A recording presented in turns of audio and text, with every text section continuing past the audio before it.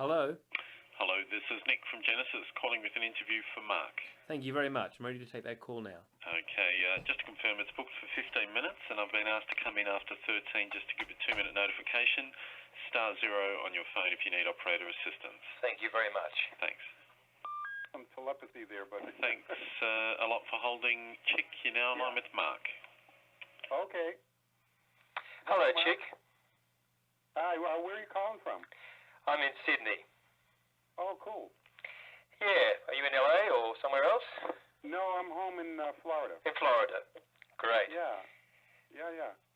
So listen, this chat is for a jazz website, a national jazz website in Australia, and I'm actually a pianist and composer myself, and they thought it would be cool for me to talk to you. And one of the things that I wanted to talk about, I was thinking about it a bit recently because it came up and just was coming at me from several different directions. This idea of longevity and, if you like, late style. I was listening to an interview with Elliot Carter, the composer, of course, on the weekend, and he turned 100 and he's still turning out a lot of music, composing a lot of music. Who is this? Elliot Carter. Oh, Elliot Carter. Yeah, he turned 100, but he's still writing many pieces a year. No kidding.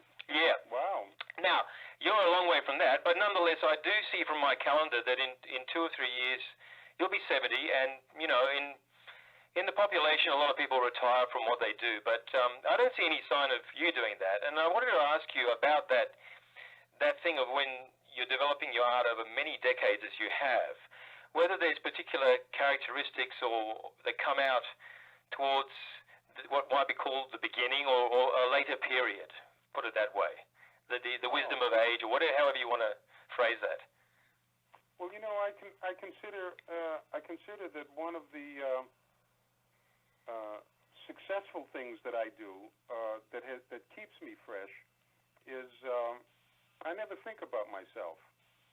So I don't answer questions like that. I don't ever look at it. I don't try to analyze my life or see what, you know, whether this is this period or that period. I mean, I'll look into my music sometime and review something I did in the past just to see if I can improve on it or something like that. But in terms of trying to make evaluations like that, I kind of stay away from it, and keeps me fresh in kind of a new unit of time all the time, you know, which is the creative moment, like what to do, what project to take on, what new thing to learn, that kind of thing.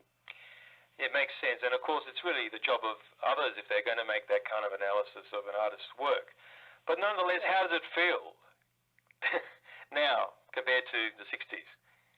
Well, there's two feelings. One is the music and my love for it grows and grows.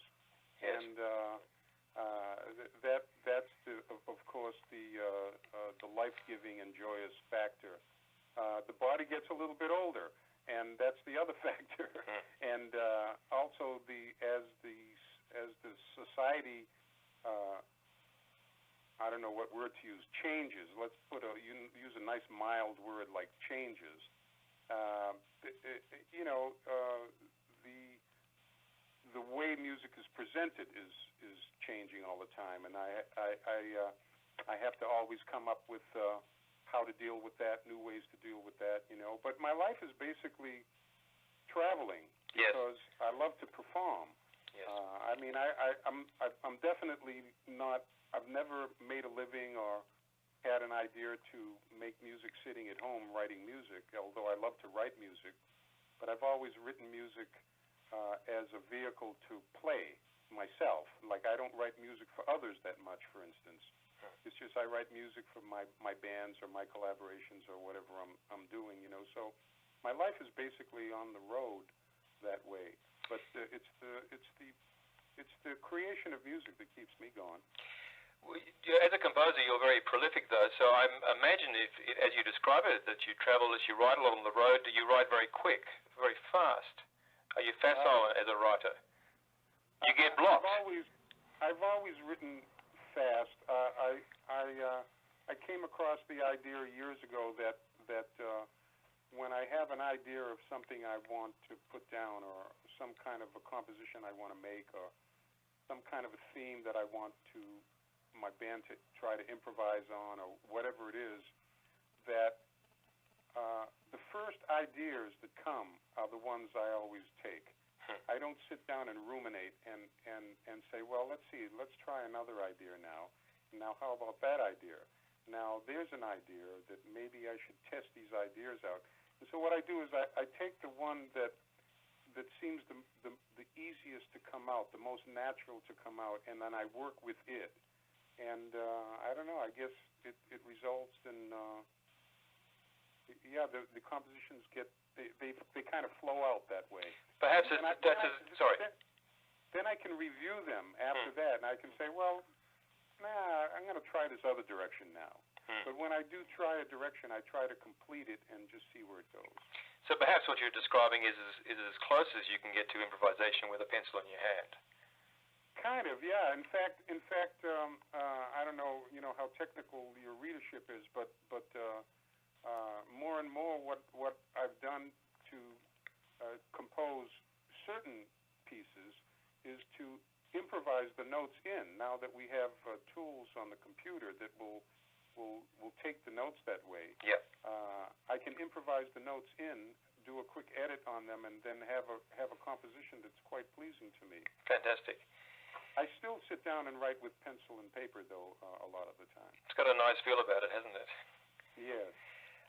It's funny, you anticipated another question I wanted to ask you, where you alluded to the times as they are in the society, if you like, and you said you don't analyze yourself as such, but I wondered about analyzing the society you're living in, because I wondered how the world of you making music, it's true that it's from the 60s through to now, we're completing another decade soon, how you feel this, or if you feel the society has changed in a way that, in the way it impacts on creative artists and the way they make their way through. Have you perceived any changes? Absolutely, without a doubt, 100%. In fact, when I'm asked to comment on the health of music or the health of jazz, people want to know, is jazz dead or alive? That kind of silly question. Yep. But it's not so silly. And in actual fact, the answer to that has everything to do with the environment and the society, not with artists. Artists are always there. They're living, they're breathing, they're creating, they're trying to do something. But it's how the community or the city or the society itself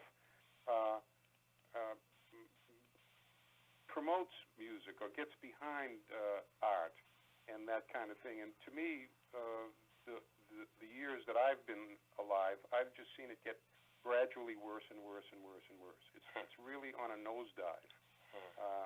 We're going away from the individuality of expression, and we're going toward a kind of homogenized control of people in the media thinking what the public should listen to, or what they think the public will like.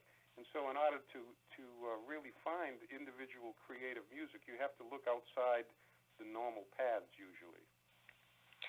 So what advice would you give? I mean, those artists that perhaps, well, most probably don't have the degree of success and you have, and indeed talent for that matter, but nonetheless, what advice would you give artists in counteracting or reacting to that, what you almost as suppressive forces that you seem to be describing? Yeah.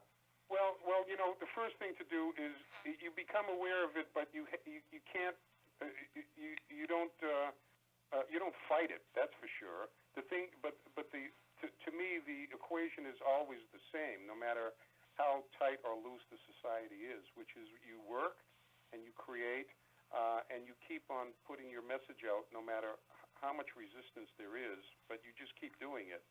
And every one of my musical heroes and musicians that I admire and artists that I admire, they all do that.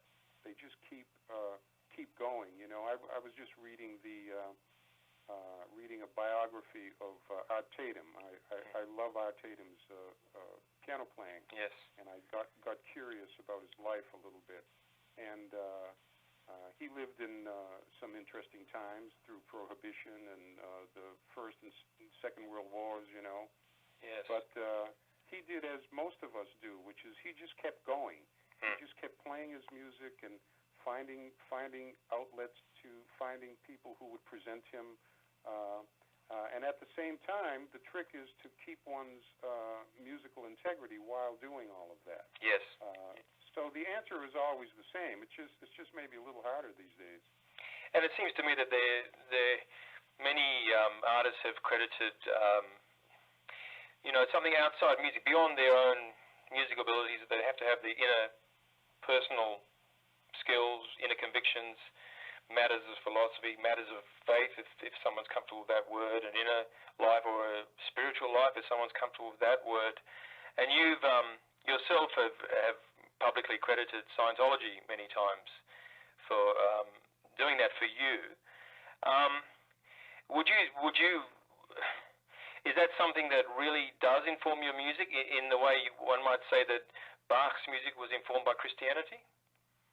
I don't know about Bach's relationship to Christianity, but I do know that among the inspirations in my life and people I learned from, L. Ron Hubbard, who's the founder of Scientology and who's written some incredible works, have been constantly inspiring to me. So that's for sure. Yep. But the part about faith and religion and how it interacts with the artist is very interesting to me, because after all of these years and seeing how there's so much potential conflict in people of different faiths trying to get someone else to believe what they believe. I've come to the very bedrock of what I believe is the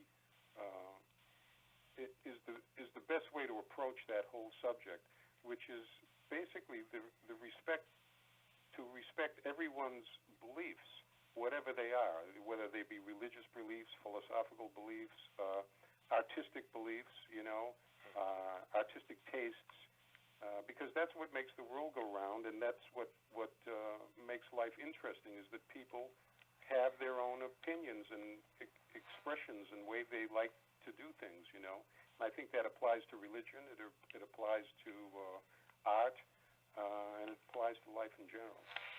That's really interesting, because it actually leads me into another question, just to take it back into music again, and the question of taste. Because in our world of jazz, if you like, and as it stands, Sorry for the interruption. You have 2 minutes remaining. Thank you.